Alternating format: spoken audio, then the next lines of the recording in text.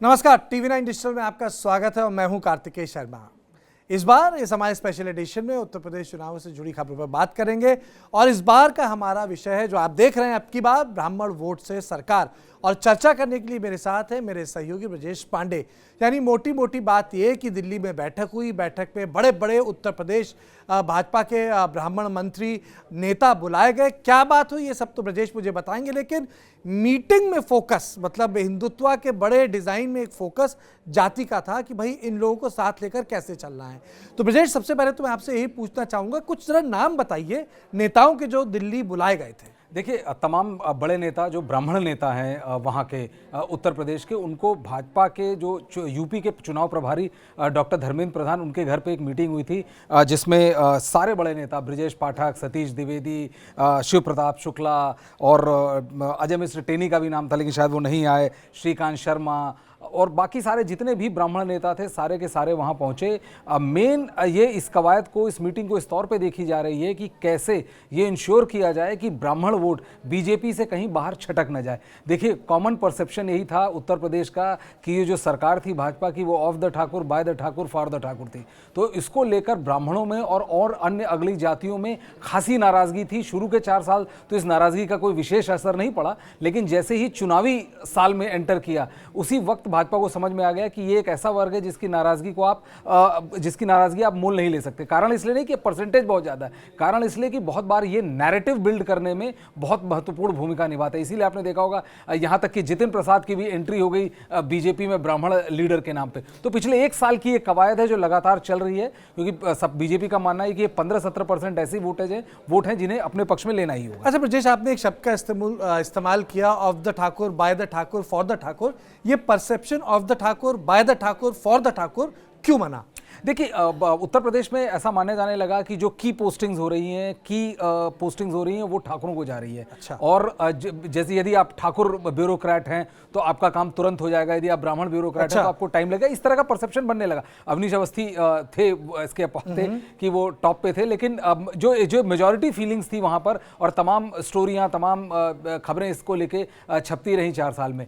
4 साल तक कोई विशेष दिक्कत नहीं हुई, क्योंकि आप 312 सीट जीत के आए हैं तो आपकी स्थिति कोई भी हिला नहीं सकता। लेकिन जब आप चुनावी साल में जाते हैं तो आप ये कोशिश करते हैं कि किसी भी प्रकार का कि जो गिले शिकवे हैं ये पूरी तरह से मिट जाएं और आप इंश्योर करें कि आप चुनाव जीत जाएं। इसी चलते ब्राह्मणों को साधने की कवायद चालू हुई। ब्राह्मण मंत्रियों को भी थोड़ी पूछ बढ़ने लगी। जो ब्राह्मण नेता जितिन प्रसाद की एंट्री हुई, तमाम ब्राह्मण नेताओं को कि दोबारा से लोकल लेवल पे भी पूछ बढ़ने लगी। और अब माना जा रहा है कि ये इस पर्टिकुलर मीटिंग के बाद आज उनकी बीजेपी राष्ट्रीय अध्यक्ष जेपी नड्डा के साथ भी मीटिंग चल रही है। तो जितने जो ब्राह्मण नेता हैं इन्हीं को आप मतलब जो ब्राह्मणों को साधने का अपने अपने एरिया में, चाहे देवरिया हो, चाहे बलिया हो, चाहे इलाहाबाद हो, चाहे लखीमपुर खीरी हो। इंटरेस्टिंगली, यदि ब्राह्मण को साधने की कवायद न चल रही होती तो बहुत सारे लोगों का मानना था कि हो सकता है जो हुआ लखीमपुर खीरी में कांड, उसको चलते अजय कुमार मिश्र के ऊपर भी मुकदमा चलता और वो कैबिनेट से बाहर होते। तो कई बार जैसे शुरू के 4 साल ब्राह्मण वोट के लिए आंख मूंद ली। 4 साल ब्राह्मण होना आपके लिए खतरनाक था, लेकिन 5वें साल आपके लिए ब्राह्मण होना मुफीद है,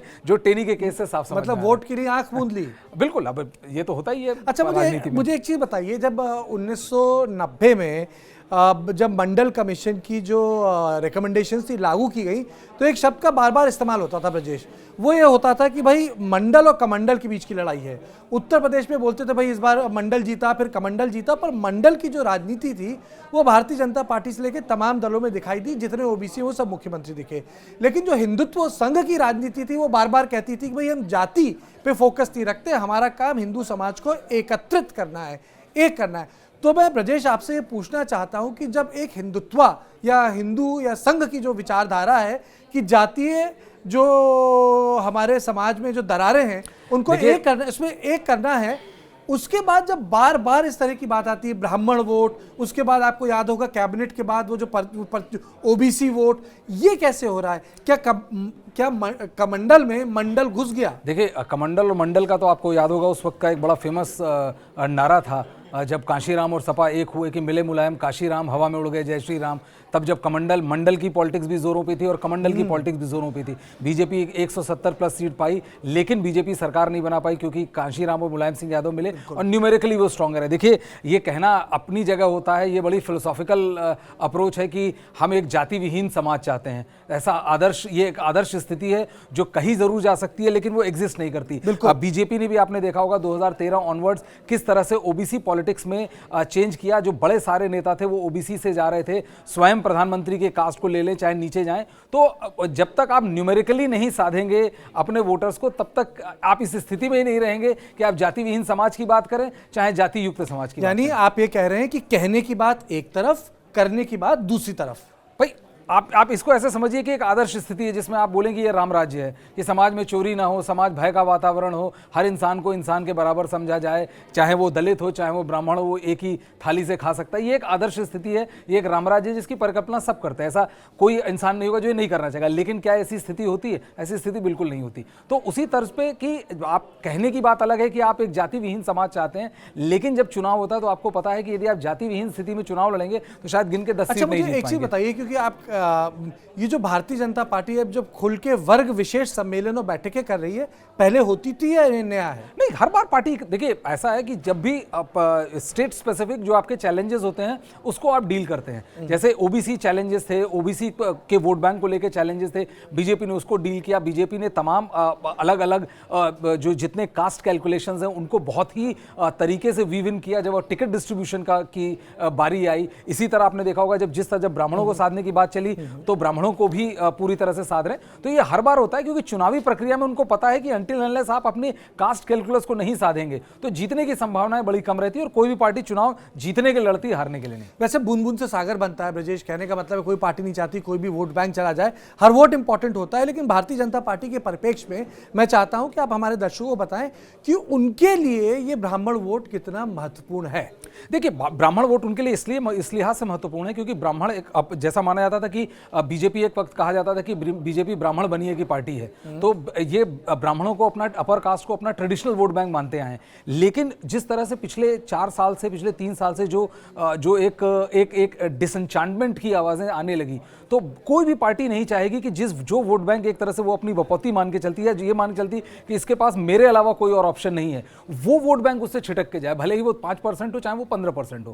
तो भाजपा को ये बिल्कुल, भाजपा के समझ में आ गया कि यदि हम ये 15%, 17% वोट अपने से छिटक के जाने देंगे तो इससे सिवाय हमारे नुकसान के और कुछ नहीं होगा। और जिस तरह से चुनाव अभी पैन आउट हो रहा है, जिस तरह से अखिलेश यादव की रैलियों में भी लोग दिख रहे हैं, जिस तरह से बीजेपी लगातार प्रयास कर रही है, प्रधानमंत्री के दौरे पे दौरे लग रहे हैं, तो इस वक्त ये बड़ा डिसाइसिव शिफ्ट है जिसे वो किसी भी अंदाज में नजरअंदाज नहीं करना चाहते। और आखिर में एक सवाल पूछना चाहूंगा, कई बार लोग शब्दों का इस्तेमाल कर देते हैं, राजपूत समाज, ब्राह्मण समाज, दलित समाज और ओबीसी समाज, लेकिन सच बात तो है कि उस समाज में भी समाज होते हैं, उसमें भी कई समुदाय होते हैं। ब्राह्मणों में भी कई तरह के समुदाय होते हैं, अलग ईस्टर्न यूपी के जो होते हैं, पश्चिम के जो होते हैं, बुंदेलखंड के जो होते हैं। तो इसमें आखिर में मैं आपसे जानना चाहूंगा कि ये जो इनकी जो बैठक हुई उसमें सबसे ज्यादा बीजेपी को डर किस इलाके में सता रहा है? उत्तर प्रदेश। अभी ये कहना जल्दबाजी होगी कि बीजेपी को किस इलाके में अच्छा, डर फोकस सता रहा एरिया। है। लेकिन जो मुझे पता चला है कि जैसे जितने जो बड़े ब्राह्मण नेता हैं, जैसे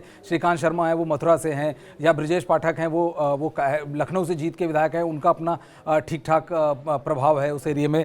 तो जितने ब्राह्मण लीडर्स हैं सबको अपने अपने एरिया ऑफ एक्सपीरियंस, जैसे अजय कुमार मिश्र टेनी हैं, उनका लखीमपुर खीरी के आसपास माना जाता है, वो दबंग नेता भी हैं। तो इन जिनका जिस एरिया में बाहुल्य है उनको उस एरिया की जिम्मेदारी दी गई है। ये कहा गया है कि आपकी जिम्मेदारी है कि आप इन सारे जगहों पर ब्राह्मणों को इकट्ठा करें और ये इंश्योर करें कि उसके फेवर में जाए। क्योंकि देखिए, नैरेटिव ब्राह्मण संख्या से ज़्यादा ब्राह्मणों को इसलिए भी तवज्जो मिलती है क्योंकि वो नैरेटिव बिल्ड करने में बड़ा इफेक्टिव माना जाता है कि किस सरकार की हवा बन रही है। आप देखेंगे मायावती के साथ जब 2007 का गठबंधन हुआ था अपर कास्ट का और दलित समाज का, तो वो एकदम चुनाव जीत के आ गए। और इसीलिए इस बार भी आपने देखा होगा जो अपना जो मायावती ने जो रैली की, जो पहला प्रेस कॉन्फ्रेंस किया जिसमें अनाउंस किया कि हम अगेन 2007 की राजनीति में जा रहे हैं, तो पूरा त्रिशूल का डिस्ट्रीब्यूशन था, माँ दुर्गे की मूर्ति थी और सतीश चंद्र मिश्र ने अयोध्या जाके वहाँ रामलला का आशीर्वाद लिया और फिर चालू किया। तो इस चुनाव में इंटरेस्टिंगली हर पार्टी ब्राह्मण समुदाय और अपर खास को पूरी तरह से साधने में लगी। लेकिन कोई खास एरिया अभी फिलहाल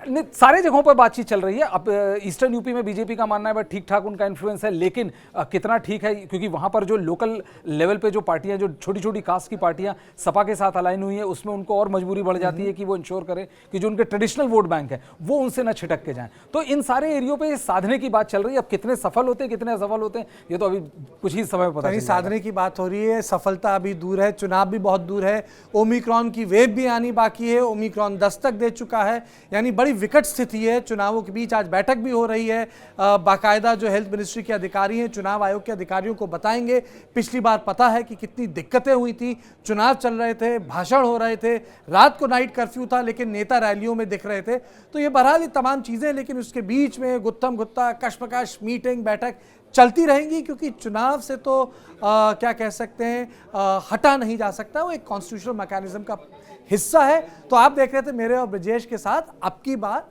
क्या ब्राह्मण वोट से सरकार। प्रदेश और दुनिया की बाकी खबरों के लिए आप देखते रहें TV9 डिजिटल।